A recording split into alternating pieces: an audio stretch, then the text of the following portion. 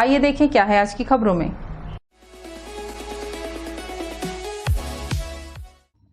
हलषष्ठी पूजा का पर्व खमरछठ बुधवार को शहर से लेकर ग्रामीण क्षेत्रों में हर्षोल्लास के साथ मनाया गया। पूजा के दौरान महिलाओं ने निर्जला उपवास रखकर विधि विधान से पूजा अर्चना की। मंदिर व मोहल्लों में एकजुट होकर महिलाओं ने व्रत कथा का आयोजन कर सुख समृद्धि की कामना की। हलषष्ठी देवी को पसहर चावल व मुनगा भाजी का भोग लगाकर प्रसाद वितरण किया गया। ये हलषष्ठी महारानी की विशेष पूजा हमारे छत्तीसगढ़ के एक पुत्र की दीर्घायु के लिए भादो माह के कृष्ण पक्ष के षष्ठी तिथि को की जाती है। इसमें महिलाएं बिना नांगर चले हुए स्थान पे चलते हुए तालाब की पूजा करती हैं और अपने पुत्र के दीर्घायु के लिए यह सदियों से अपने दीर्घायु के लिए यह पूजा सनातन काल से होती आ रही है। नमस्ते कोरबा न्यूज के लिए रामकुमार यादव के साथ ममता साहू की रिपोर्ट।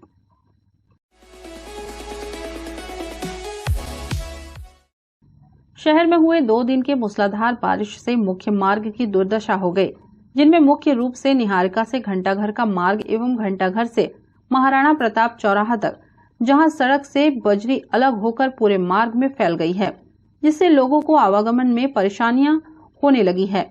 लोगों की शिकायत पर संज्ञान लेते हुए नगर निगम आयुक्त ने सड़क निर्माण करने वाले ठेकेदारों को नोटिस जारी किया है। नगर निगम आयुक्त प्रभाकर पांडे ने मीडिया को बताया कि जिन सड़कों की स्थिति खराब हुई है, वे सभी सड़कें परफॉर्मेंस गारंटी पीरियड के तहत हैं, जिन पर कुछ भी समस्या होने पर संबंधित ठेकेदारों द्वारा ही उसे सुधारा जाना है। इसलिए निर्माण करने वाले ठेकेदारों को नोटिस जारी कर सड़कों की स्थिति सुधारने के लिए कहा गया है। आयुक्त ने बताया कि वर्तमान में बारिश की वजह से डामर प्लांट बंद रहता है। डामर प्लांट चालू होते ही उक्त मार्गों का फिर से बेहतर तरीके से डामरीकरण कराया जाएगा। ये अभी कोरबा में जो निहारिका के पास वाला जो रोड है उसके बारे में और जो घंटाघर चौक से महाराणा प्रताप चौक है उसके बारे में मुझे शिकायत प्राप्त हुई है कि वहाँ पे रोड जो है वो उखड़ रही है। अभी ये दोनों रोड जो है वो परफॉर्मेंस गारंटी पीरियड में है और इसमें जो भी संबंधित ठेकेदार है उसको एक नोटिस जारी किया गया है। एक नोटिस आज फिर जारी किया जा रहा है कि वो परफॉर्मेंस गारंटी पीरियड के अंतर्गत उनको उसका रख रखाव करना और कुछ भी टूट फूट होती है तो उसको सुधार करने की जिम्मेदारी उनकी होती है। तो उनको नोटिस जारी किया जा रहा है कि वो इसका मेंटेन करें और इसका रख रखाव का काम करें। और जैसे ही बारिश में अभी चूँकि डामर प्लांट बंद होते हैं तो बहुत ज़्यादा काम तो नहीं हो पाएगा, लेकिन जैसे ही डामर प्लांट स्टार्ट होते हैं तो उसको बहुत अच्छे से उस काम को फिर से कराया जाएगा। देखिए वीआईपी रोड और पावर हाउस रोड में जितनी स्थिति बाकी दोनों जो रोडों की खराब है उतनी स्थिति तो खराब नहीं है, लेकिन जो भी संबंधित रोड है 3 साल का हमारा परफॉर्मेंस गारंटी पीरियड होता है, तो वो जो भी रोड उस पीरियड के अंतर्गत रहेंगे तो वो कॉन्ट्रैक्टर की जिम्मेदारी है उसको रख रखाव करना और उसका मरम्मत करना। तो जहाँ भी खराब हो रहे हैं वो कॉन्ट्रैक्टर को नोटिस जारी किया जा रहा है और उसका रख रखाव कराया जाएगा। नमस्ते कोरबा न्यूज के लिए अजय अग्रवाल के साथ संतोष अग्रवाल की रिपोर्ट।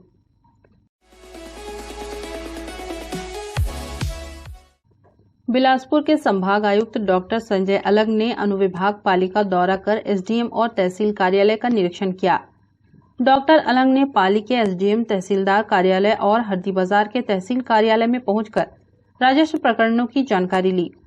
संभाग आयुक्त ने कलेक्टर संजीव झा की मौजूदगी में राजस्व संबंधी विभिन्न दस्तावेजों और पंजियों का अवलोकन किया। उन्होंने चालू और नस्तीबद्ध पुराने प्रकरणों को निकलवाकर केस निपटारे की प्रक्रिया का भी अवलोकन किया। डॉक्टर अलंग ने पाली एसडीएम और तहसील कार्यालयों में भू अर्जन, नक्शा बंटाकन, सीमांकन, डायवर्सन, अर्थदंड आदि पंजियों को 2 महीने के भीतर अद्यतन करने के निर्देश अधिकारियों को दिए। साथ ही हरदी बाजार तहसील कार्यालय में अपूर्ण पंजियों को 1 महीने के भीतर अपडेट करने के निर्देश दिए। संभाग आयुक्त ने कार्यालय निरीक्षण के दौरान एसडीएम कोर्ट, तहसीलदार कोर्ट, नकल शाखा, डब्ल्यूबीएम शाखा, नायब नाजिर शाखा एवं उप पंजीयक कार्यालय में जाकर विभागीय कार्यों का जायजा लिया।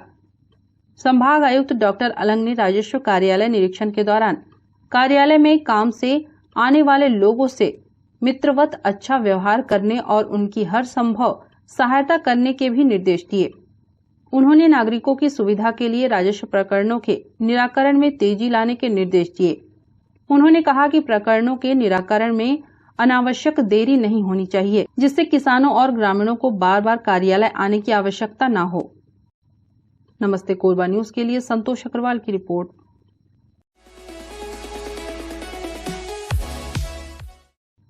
कटघोरा वनमंडल में हाथियों के उत्पात को रोक पाने में वन अमला नाकाम रहा है।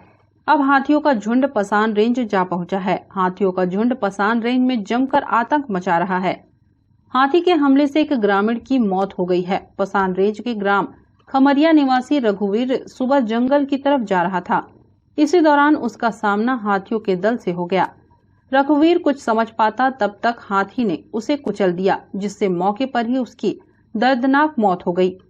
वहीं इस घटना के बाद से पूरे इलाके में दहशत का माहौल निर्मित हो गया है। ग्रामीण की हाथी के हमले से मौत के बाद रेंजर वन अमले के साथ मौके पर पहुंचे और परिवार के परिजनों को मुआवजा राशि देने के साथ ही गांव के आसपास जंगल में न जाने के लिए मुनादी कराई, ताकि कोई हाथी का शिकार न हो सके।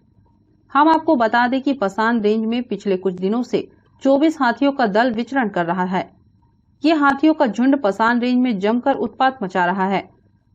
हाथी कहीं फसल बर्बाद कर रहे हैं तो किसी के घर को क्षतिग्रस्त कर नुकसान पहुंचा रहे हैं। ग्रामीणों की माने तो हाथियों के इस क्षेत्र में आने के बाद से उनका जीना मुहाल हो गया है। नमस्ते कोरबा न्यूज के लिए अजय अग्रवाल के साथ सुमित जालान की रिपोर्ट।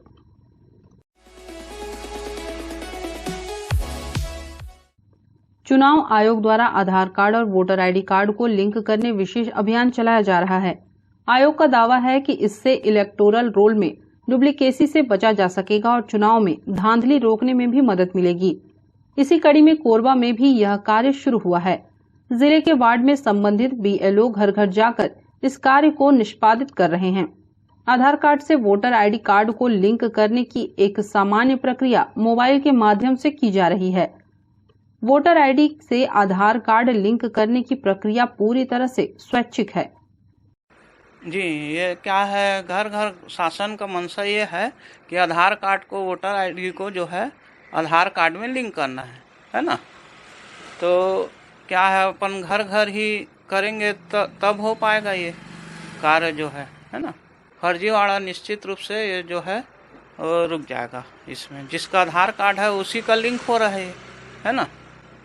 तो अदरवाइज जो है फर्जीवाड़ा जो है बिल्कुल संभावना है ही नहीं इसमें।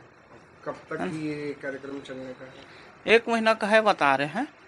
अभी तो ऑर्डर निकलने वाला है। कल ट्रेनिंग में बताए हैं कि 1 महीना चलेगा। तो 1 दिन में 20 करना है अपने को टारगेट है, लेकिन हम सोच रहे हैं जल्दी हो जाए वर्क जो है ना। नमस्ते कोरबा न्यूज के लिए अजय अग्रवाल की रिपोर्ट।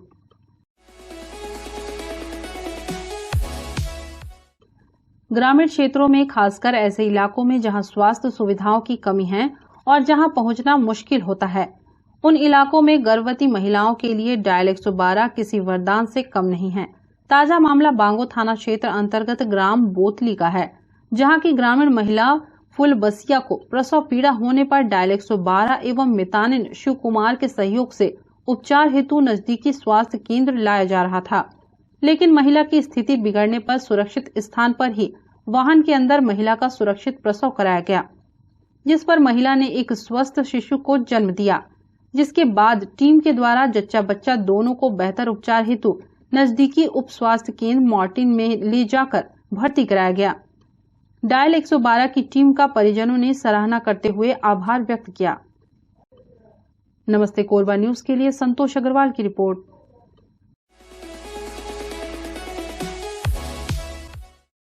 हमें जानकारी मिली है कि कुछ लोग नमस्ते कोरबा समाचार में खबर चलाने के नाम से पैसों की उगाही कर रहे हैं। आप सभी से अनुरोध है कि खबर चलाने के नाम से अगर कोई आपसे पैसों की मांग करता है तो आप अपने संबंधित थाना क्षेत्र में उस व्यक्ति की शिकायत करें। इसके साथ ही आप हमसे नीचे दिए गए नंबरों पर संपर्क करें। हम निष्पक्ष पत्रकारिता करते हैं। हम अपने कार्य को व्यवसाय की श्रेणी में नहीं रखते। संपर्क करें 7000314479 9827107490।